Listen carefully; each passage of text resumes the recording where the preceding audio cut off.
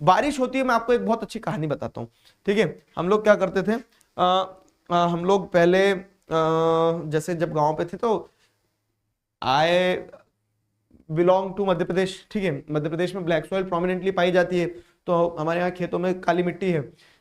तो जैसे बारिश होती थी तो गर्मियों की छुट्टियों के जस्ट बाद में बारिश हो ही जाती थी ना, तो ऐसा रहता था कि घर लौटने से पहले बारिश हो जाती थी, मतलब जैसे गांव से शहर जाने से पहले। तो बारिश हो गई, तो बारिश में है ना, बारिश में एक छोटा सफेद कीड़ा निकलता है जिसको गोकुल की गाय कहते हैं। वो रेड कलर का उसका पूरा छोटा सा कीड़ा रहता था, रेड कलर का उसका जैसे वेलवेट आता है ना वैसा उसका बैक रहता है थोड़ा सा, तो वो छूने में बहुत अच्छा लगता है।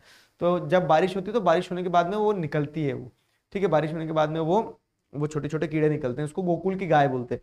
तो मित्रमंडल पूरा इकट्ठा हो जाता था, रात में बारिश हुई है तो भैया सुबह गोकुल की गाय ढूंढेंगे, चलो छोटे कीड़े ढूंढेंगे।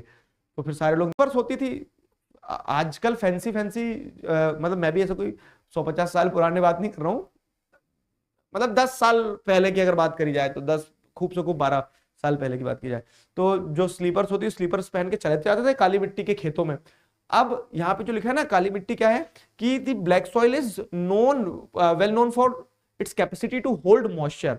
तो ब्लैक सॉइल क्या होती है ना, जब गीली होती है तो बहुत स्टिकी हो जाती है, ठीक है, क्योंकि मॉइस्चर पूरा एब्जॉर्ब कर लेती है अपने अंदर।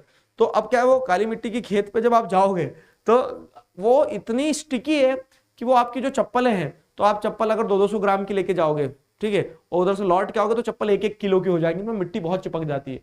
फिर मम्मियां देती थी घर पे तड़ तड़, ठीक है, कि पूरी चप्पल भिड़ला है ऐसा करके। तो वो मैं आपको बता रहा हूं कि अब इस कहानी से तुम्हें क्या ध्यान रखना कि दिगराज सर को मार पड़ी नहीं, इस कहानी से तुम्हें यह ध्यान रखना है कि ब्लैक सॉइल रहती है स्टिकी इन नेचर व्हेन